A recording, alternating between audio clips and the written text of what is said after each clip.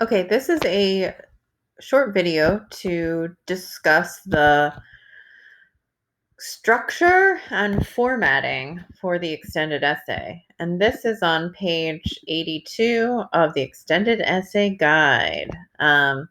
So you want to have the following items in your essay. So you want to have a title page. You want to have a contents page. That's a list of the things that are in the aspects of your essay with page numbers. You want an introduction, obviously. And for an extended essay, an introduction might be a lot longer than you're accustomed to. You may be providing a lot of background information in that introduction so that you can get right into the argument and your reader has that background when they start reading the body of your essay, which is the next thing in the list, and the conclusion and the references and bibliography.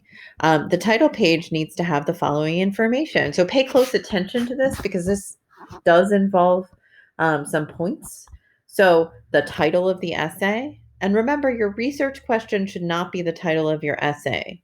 Then the research question after the title of your essay.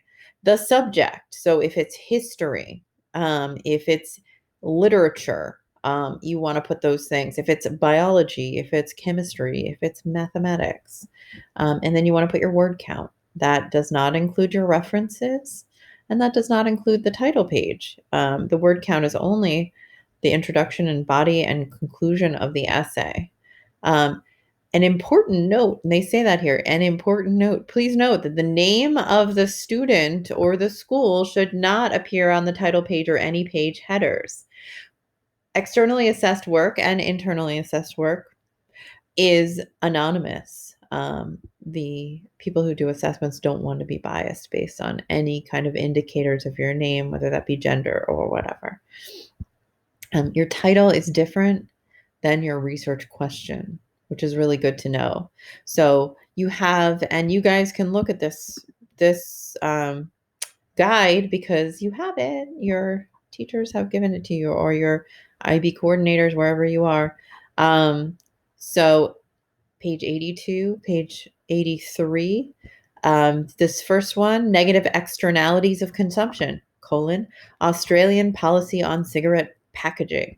And the question is, how effective has the Australian policy of plain cigarette packaging been in reducing the negative externalities of association with the consumption of cigarettes in X? Okay. Neither one of those, question or title, makes sense to me off the bat, but those are examples that they have provided. Again, your title is just a title, your research question is a question, and it involves sort of like all of the thinking that goes into that. There are several examples there. Your contents page should be numbered. So your pages are numbered throughout your essay.